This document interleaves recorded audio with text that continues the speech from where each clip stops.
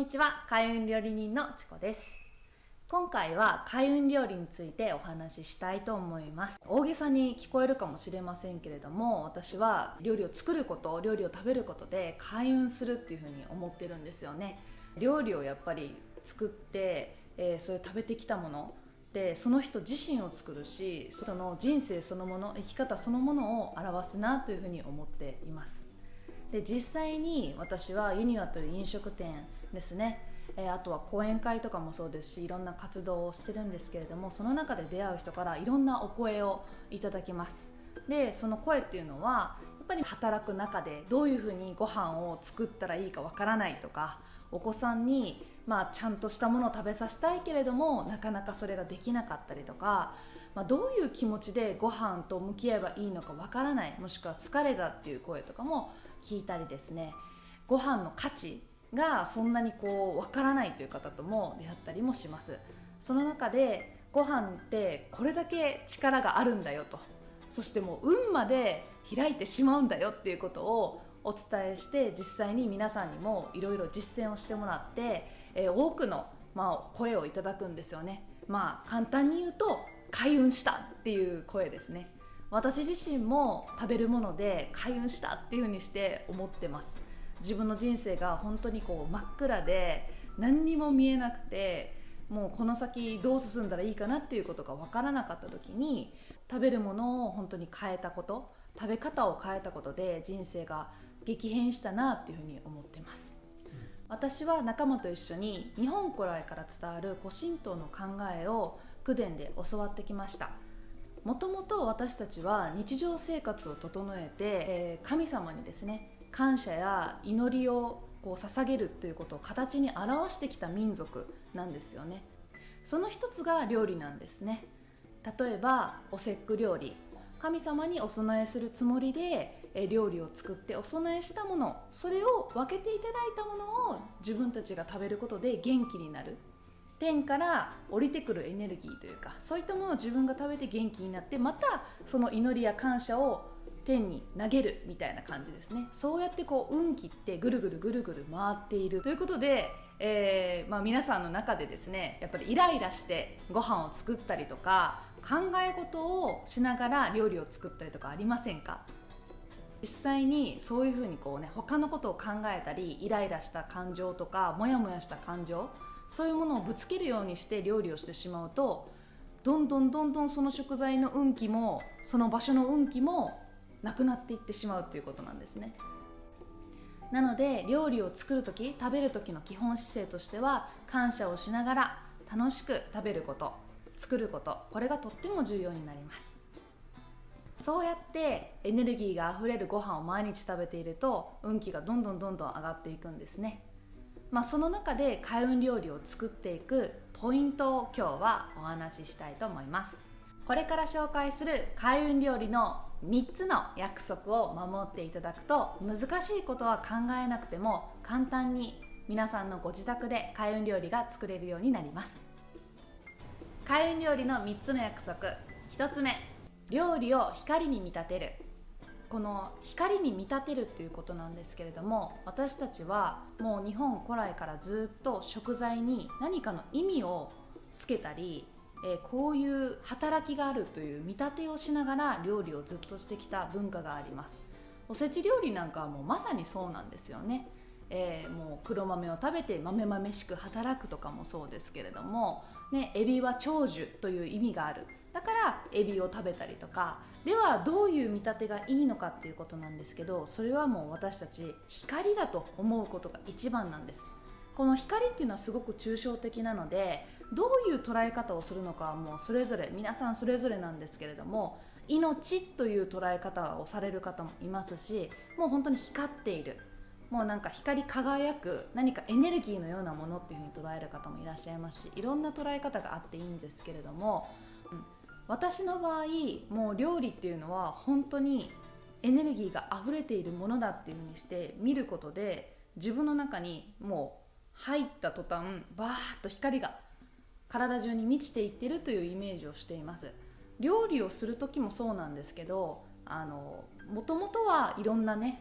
旅をして私の手元に来たトマト、ナス、ね、いろんな食べ物があるわけなんですけど、もう本当にお疲れ様とかよく来たねっていう気持ちを持ってこうね洗ってあげる。そしたらなんかどんどん食材が元気になっていく感じ、なんかその中にあるものがパーッと光っているような感じ、そう感じるように扱うようにしています。そういうふうに自分が見ることで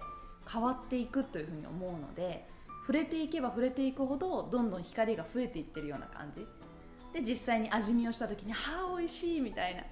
もう食べてる、もう料理をしてる私が一番光がいっぱいもらってるんじゃないかっていうぐらい、作ってる私も光でいっぱいになるし、そんな気持ちでやっぱり料理をしたり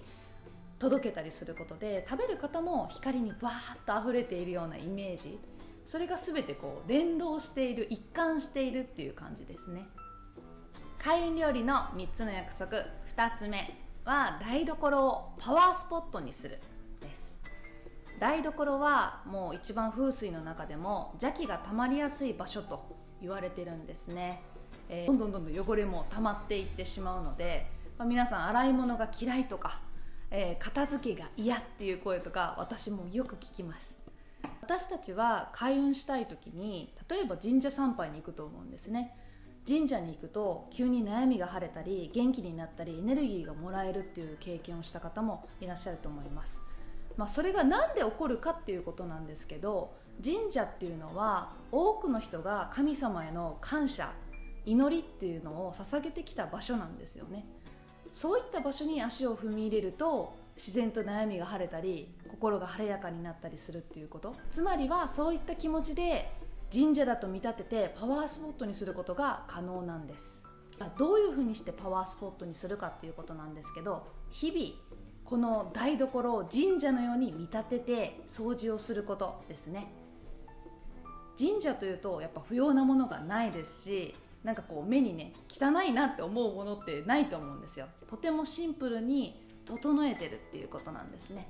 そうやって自分自身が台所をパワースポット、神社のような場所だなって思って扱う、そこで祈るような気持ちで感謝する気持ちで台所を使うことでどんどんパワースポットになっていきます。開運料理の3つの約束、3つ目、食べる人の笑顔を思い浮かべる。私は普段ですね、皆さんにどんな気持ちでどんなことを思いながら料理を作ってるんですかっていうふうにこうね質問いただくことも多いんですけれども、それはズバリですね、食べる人の笑顔を常に思い浮かべながら料理をすることです。どうしても作っていると時間に追われていたり、作っている中で目の前のことばっかり考えてしまったりとか、もしくはもう明後日の方向を向いているというかね、明日こうしようかな、今私こんなこと悩んでるなみたいなことを考え事もしやすい時間になると思うんですけれども、一番大事なのは食べてもらう方の笑顔ですね。この料理、自分が今麻婆豆腐を作っているのであれば、この麻婆豆腐を一口食べた時に美味しいみたいな気持ちが溢れているような笑顔、子供のような顔をしながら嬉しそうに食べている顔とか、誰に作るのかっていうことを感じながら作ることがとっても重要です。飲食店を私もしているので、まかない料理というのを作るんですけれども、その時にも、その食べるスタッフの顔をですね思い浮かべながら料理を作ること、これをみんな基本にして料理を作っています。ご自宅の中でもですね、お子さんに作るのであれば、お子さんが本当に心からね溢れている笑顔、